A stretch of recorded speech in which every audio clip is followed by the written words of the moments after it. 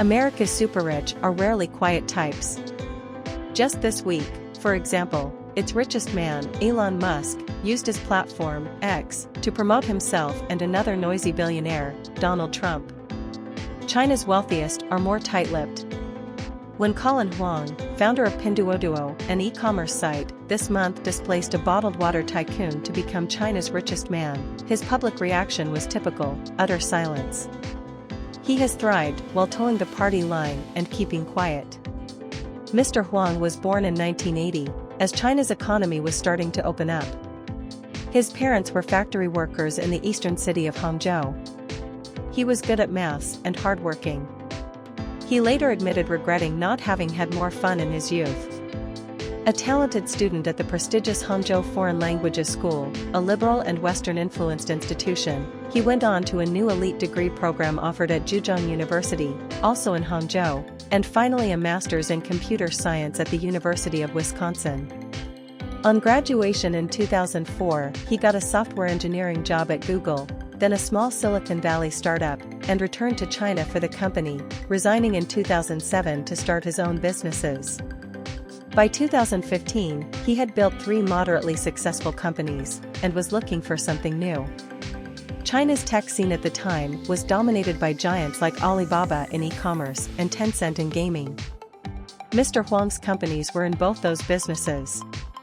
He saw an opportunity in the giants' reluctance to step outside their own well-defined territories, and started to think about a gamified e-commerce app to compete with them.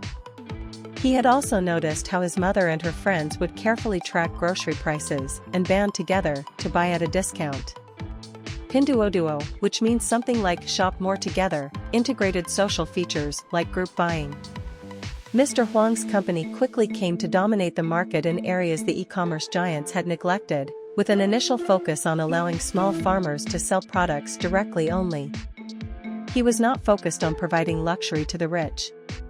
The firm's aim, he said, was not about letting people in Shanghai feel like they are living a Parisian life, but making sure that people in Anhui have kitchen paper and fresh fruits.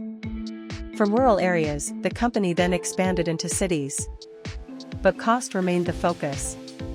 Other e-commerce companies might concentrate on branding or expanding into all product categories.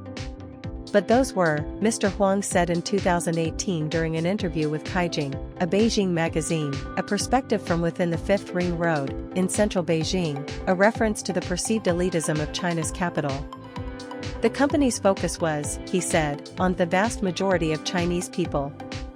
That is changing. In September 2022, Pinduoduo's parent company, PDD, launched Temu, an online marketplace in America, to connect sellers in China with inflation-weary American consumers. It has been highly successful. According to a survey by OmniSend, an e-commerce marketing company, a third of American shoppers now make at least one monthly purchase on the site. With aggressive promotion and the slogan "Shop like a billionaire," it has already expanded to more than 60 countries.